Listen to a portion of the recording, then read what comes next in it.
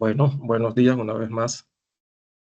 Mm, Agradecido con ustedes por permitirme compartirles un tema del que sé que hemos hablado en ocasiones anteriores, del que sé que Dios ha usado a otras personas espirituales para que nos conduzcan a comprender o ampliar el conocimiento o tratar de responder esta pregunta que para muchos es una afirmación y que es como uno de esos temas que pareciera que la Biblia lo dijera textualmente, pero que nos toca profundizar o nos toca realmente escudriñar si es de esta forma o no que se plantea así en las Escrituras.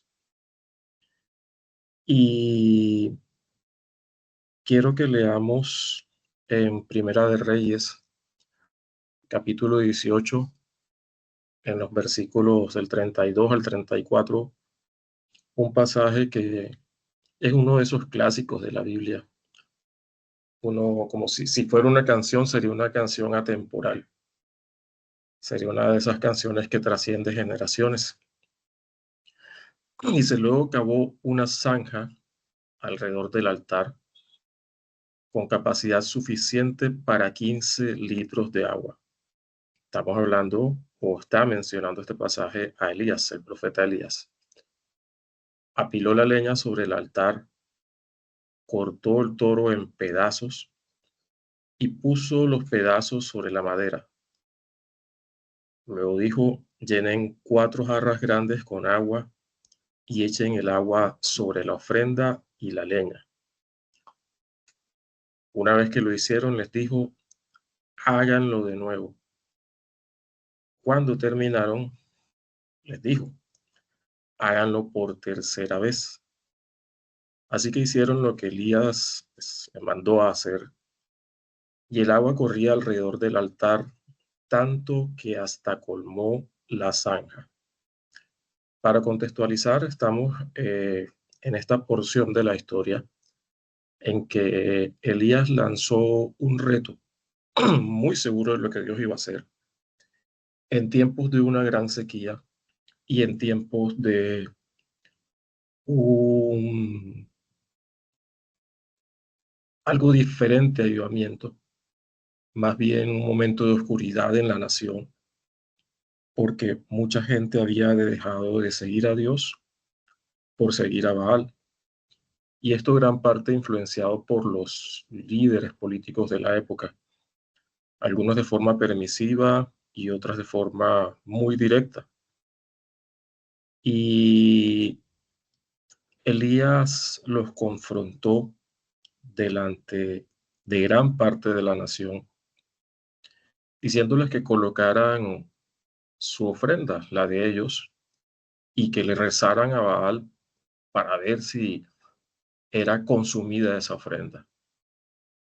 Pasaron varias horas y no sucedió nada, y el turno ahora era para Elías, quien pidió que hicieran esto que está descrito en estos versículos. Les dijo, pues, no solo que colocaran la ofrenda, sino que era pues lo obvio, era lo lógico, que colocaran leña, que era lo obvio, lo lógico, sino que ahora hicieran una zanja alrededor y la llenaran de agua. Y así pasó, una cantidad muy específica de agua. Y luego que ordenó esta acción, Elías, una persona en la que yo muchas veces me he sentido identificado eh, por su humanidad, porque pues, más allá de ser un hombre que Dios usaba bastante, también se nos muestra como un personaje con matices bastante aterrizados a nuestra realidad. O sea, no se nos muestra como alguien exuberante, se nos muestra como alguien también que flaqueó, como alguien que dudó, como alguien que se entristeció, como alguien que se escondió, como alguien que sintió mucha impotencia luego de momentos gloriosos, luego de momentos de mucha fama, podríamos decirlo, como el que relata este pasaje. Estaba ya puesta la ofrenda y Elías oró como era su costumbre. Elías, frente a un ejército de sacerdotes de Baal y en contra de la nación, porque no era lo popular en ese entonces seguir a Dios, suena feo, pero era así. Vino y desafió, consciente y seguro que Dios estaba de su lado, y empezó a orar. Y sucedió lo que conocemos. Cayó fuego del cielo. Mientras que los profetas, sacerdotes de Baal, se acuchillaban, gritaban, bailaban. Hasta Elías se tomó su tiempo para decir sarcásticamente: oye, griten más fuerte que de pronto Baal está descansando. Esa clase de humor me parece interesante también. No tuvieron que pasar muchas horas, como el tiempo que se les dio a los sacerdotes de Baal, sino que Elías clamó a Dios e inmediatamente descendió fuego del cielo. Yo me imagino esa escena muy épica, sobrecogedora, porque una generación que no había visto milagros de esta manera, darse cuenta que de la nada un rayo desciende, no cualquier rayo, uno en llamas, y va directo donde está el sacrificio, porque si hubiera sido cualquier fenómeno de la naturaleza, hubiera tocado a los que estaban alrededor también, o hubiera fallado, o hubiera solamente afectado una porción, pero no, el fuego del cielo consumió la ofrenda, o sea, dio en el clavo, dio en el blanco. Y por esta acción, por este fenómeno, el pueblo se mostró arrepentido. Las razones por las cuales hubo arrepentimiento, bueno, pueden ser muchas. El temor los sobrecogió, el recordar que tenían un Dios poderoso que los había librado de sus enemigos una y otra vez, el darse cuenta de una manifestación gloriosa y que frente a dioses con D pequeña de naciones ajenas que los llevaban a la inmoralidad, tenían ahora frente a sí un fenómeno del Dios que los había acogido como su pueblo. Entre otras muchas cosas, hizo que toda la gente que estaba alrededor o dentro de este lugar, el Monte Carmelo, se arrepintiera. Si fue de corazón en todos, si unos sí y otros no, pues no sabría decirlo. Pero lo que dice Primera de Reyes es que hubo un gran arrepentimiento. Pero yo quiero que veamos un detalle, algo adicional, algo que podría pasar desapercibido o quizás no, porque de pronto lo hemos escuchado antes, o cada uno dirá, oye, sí, yo lo leí y me pareció exótico, o me pareció raro, o creo que esto puede ser importante y no se profundizó en ello. O como cuando uno ve una película y hay una trama principal y otras tramas secundarias, y las tramas secundarias no llegan a nada, sino que solo se muestran una porción de ellas y ya, y de pronto no se le olvida. Puede que sí, puede que no, pero el detalle que le quiero mostrar está en este. Luego cavó una zanja alrededor del altar con capacidad suficiente para, miren este detalle que no es menor, 15 litros de agua. Imaginémonos con capacidad para 15 botellas de 1 litro de agua. Esto es nueva traducción viviente. Reina Valera, si mal no estoy, dice un cántaro y equivale aproximadamente a eso, a 15 litros de agua. O sea, no era algo tan profundo, pero eran 15 litros de agua y es bastante. Y siguió pasando lo que decía, ¿no? Llenen 4 jarras grandes con agua, echen el agua sobre la ofrenda y la leña, porque no fue solamente sobre la zanja, sino que Elías mandó a que mojaran la ofrenda y la madera en la cual debía consumirse la ofrenda. Y no sucedió una sola vez, pasó 3 veces.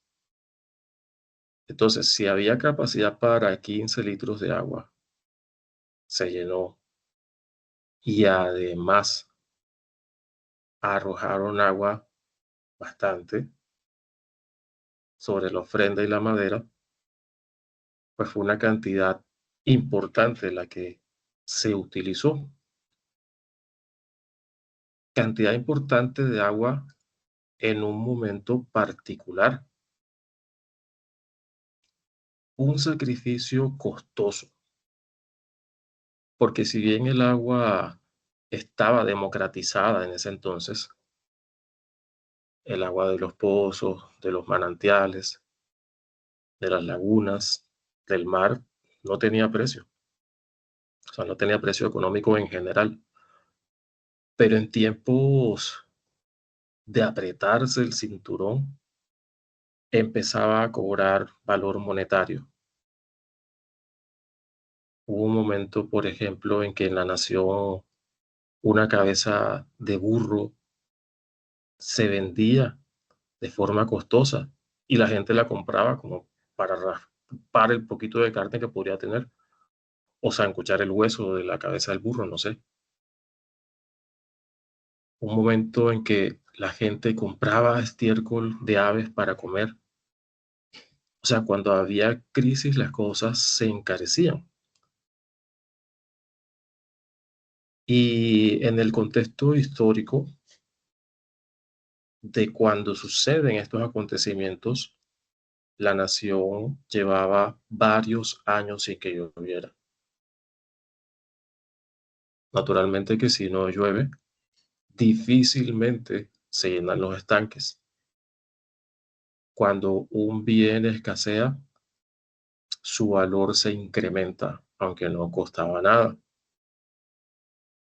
De las razones por las cuales las esmeraldas, los diamantes, el oro son costosas, no es solo por su carácter bonito, lindo, por su extracción, por su purificación, sino también porque no son tan abundantes. Entonces ya esto demuestra que el arrepentimiento de la gente no fue, o de algunos de ellos no fue inmediato, sino que al recibir la orden de Elías de llenar la zanja con agua, rociar el sacrificio con este líquido, ya algo había empezado a cambiar en sus corazones de los que lo hicieron. Hay quienes dicen que probablemente el agua se trajo del mar porque el Monte Carmelo no estaba tan lejos, no lo sé. Hay quienes dicen que todavía había yacimientos subterráneos de agua, no lo sé. Hay quienes dicen que de pronto era del agua que la gente traía consigo, como su termito, como andamos mucho hoy en día con un termito para saciar nuestra sed y ahí lo fueron llenando de a poco, no lo sé. Pero Hubo agua en momentos de sequía, en momentos de ser un bien preciado, en momentos en que tenía un valor equivalente a varios gramos de cebada. Y en ese momento se requería transparencia total. Se requería demostrar a la gente que Elías no utilizaba ningún truco porque podían acusarlo posteriormente. Ah, sí, hiciste que cayera fuego del cielo porque colocaste chispitas mariposas cerca. Ah, sí, cayó fuego del cielo porque nos engañó a todos con una ilusión óptica. No, Elías preparó la mente y los corazones de ellos con ese gesto de utilizar el agua para mostrar que el milagro de Dios que iba a ocurrir, que ocurrió, era transparente y era directamente eso, sin ninguna clase de trampa. A diferencia de los sacerdotes de Baal, que engañaban a la gente no solo con falsas promesas, sino también con trucos de mago barato. Tenía que haber esa contraposición, ese contraste estaba en todo momento. Muchos sacerdotes de Baal versus un solo profeta de Dios. Sacerdotes de Baal bailando, utilizando cuchillos, lacerándose, gritando, versus una oración genuina y sincera de Elías. Sacerdotes de Baal, quién sabe si usando aceite o qué otra cosa para prender fuego, versus Elías ordenando que se arrojara agua sobre el altar y sobre la zanja. Y yo creo que esta acción de Elías, guiada por Dios, la hizo para demostrarnos o recordarnos que nuestra fe no debe ser ciega, porque se nos enseña que la fe es ciega y la fe no es ciega. En la misma definición de fe no está implícito eso, la certeza de lo que se espera, la convicción de lo que no se ve, pero de lo que no ves en el momento, no de lo que no ves nunca. La fe, además que ha de ser activa, debe tener los ojos abiertos para que la esperanza que está dentro de su definición se mantenga viva. Es algo pues, que yo considero, porque la fe bíblica no tiene que prestarse a confusión. La verdad es Cristo, el camino, la verdad y la vida. Él es seguro y es certero. Y la verdad en general, así también es segura y cierta, sin lugar a dudas, sin confusión. Son muchos los pasajes que nos muestran o nos demuestran que la fe que Dios quiere que tengamos es así, porque el mismo Dios no ha permanecido oculto a nosotros, se ha revelado a la humanidad. Ah, pero es que no le hemos visto la cara a Dios, pero vemos sus obras. Ah, pero es que ni siquiera Moisés pudo retratar el rostro de Dios cuando estuvo cerca, pero vio su gloria, vio su manifestación, vio su revelación. Romanos 1:20 dice, porque las cosas invisibles de Él, su eterno poder y deidad, se hacen claramente visibles desde la creación del mundo, siendo entendidas por medio de las cosas hechas, ojo con esto, de modo que no tienen excusa. O sea que no hay excusa para decir, ay, es que Dios no se puede ver, no se le puede sentir, solo hay que creer de forma ciega. No, porque de forma autorreferencial la misma Biblia dice que sus cosas invisibles son claramente visibles y no desde el punto en que se da este sacrificio y esta obra maestra de el fuego del cielo, sino desde la misma creación, a través de lo que Dios hace. No hay excusa que nosotros tengamos para decir que la fe es ciega o para decir que Dios no es real. Es real a través de lo que se hace visible.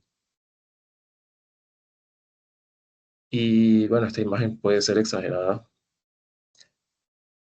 pero cuando la Biblia nos dice que debemos amar a Dios con toda nuestra mente, nuestro corazón, generalmente hacemos énfasis en amarlo con todo nuestro corazón, pero yo creo que también hay que hacerlo en amarlo con toda nuestra mente,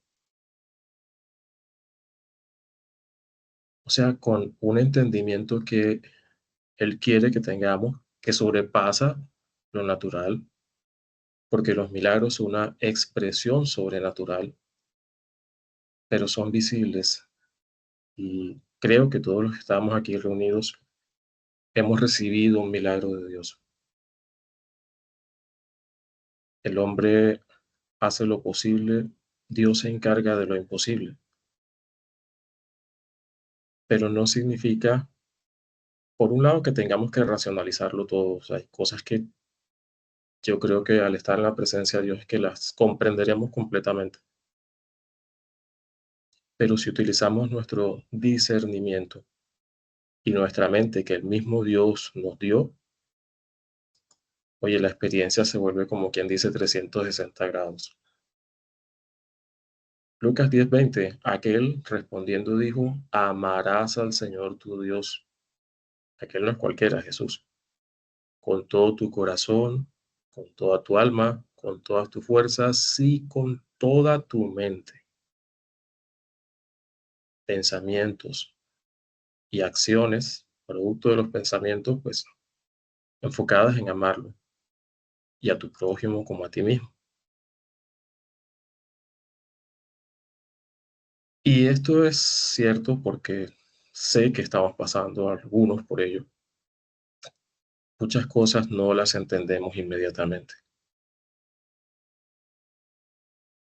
Y sí causa desesperación no comprenderlas al momento, sobre todo de lo que nos ha hablado respecto al dolor.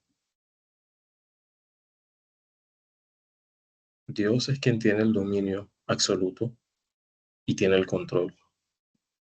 Sé que nos permitirá comprenderlas, pero en el tiempo del que es perfecto.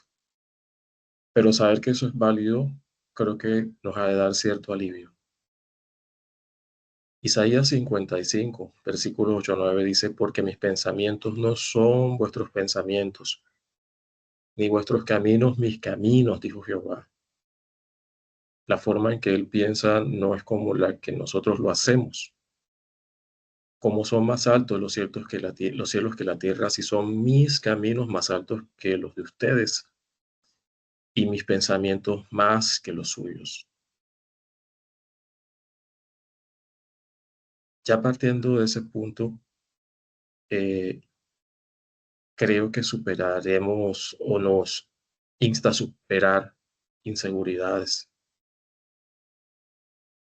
pero es necesario, importante, perentorio, que no traguemos entero.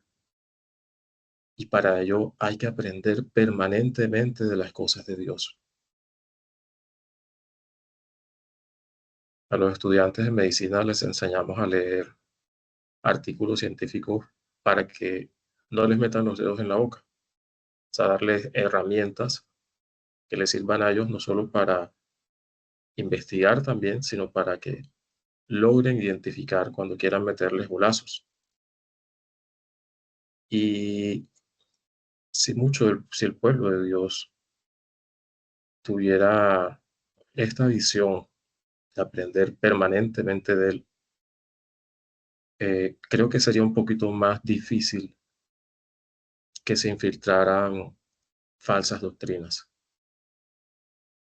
porque Dios quiere que lo entendamos. Primera de Timoteo capítulo 4, 3 y 16 dice, entre tanto que voy, ocúpate, está diciendo Pablo a Timoteo, ocúpate en la lectura, en la exhortación y la enseñanza. O sea, encárgate de darles clases, de guiarlos y de leer, primero. No descuides el don que hay en ti que te fue dado mediante profecía con la imposición de las manos del presbiterio. Ocúpate en estas cosas, o sea, empezando por la lectura. Permanece en ellas, empezando por la lectura, para que tu aprovechamiento sea manifiesto a todos. Ten cuidado de ti mismo y de la doctrina.